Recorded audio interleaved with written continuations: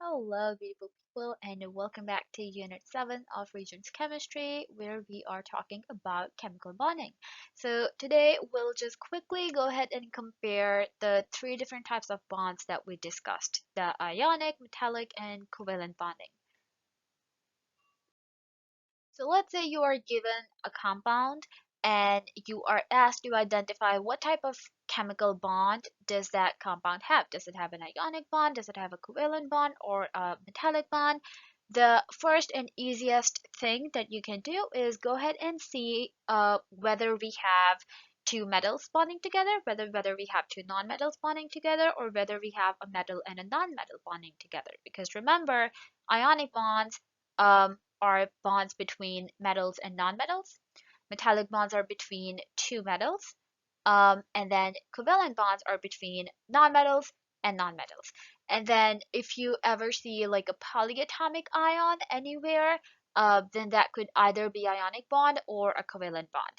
And just a quick reference, another name for covalent bond is also a molecular bond. So if you ever see the word molecular bond anywhere, do not get confused because they are talking about the covalent bonds.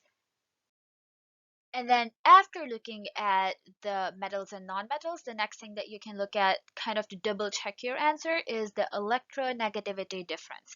So if the electronegativity difference between the elements or the atoms in that compound is between 0 and 0.5, then we have a nonpolar covalent bond.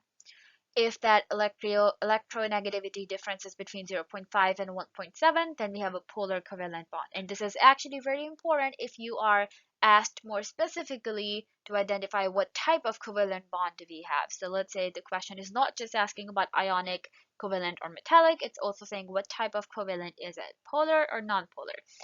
And then if the electronegativity difference is 1.7 or greater than that, then that is going to be an ionic bond.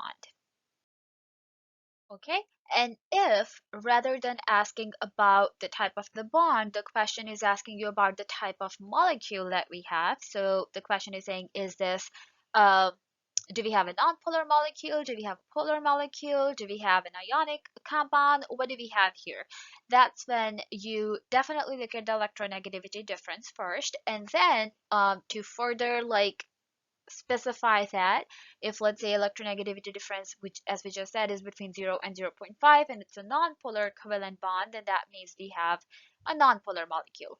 But if the electronegativity difference is between 0.5 and 1.7, then remember we have to look at the molecular shape to identify what is the overall molecule.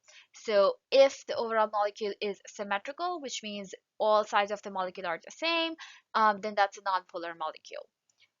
Even though the bonds in the molecule will be polar, but still, if the overall shape is symmetrical, it's going to be a nonpolar molecule. However, if the overall shape of the molecule is asymmetrical, which means both sides or different ends of the molecule are not the same, just like here, we have partial positive and partial negative ends, then that is going to be a polar molecule.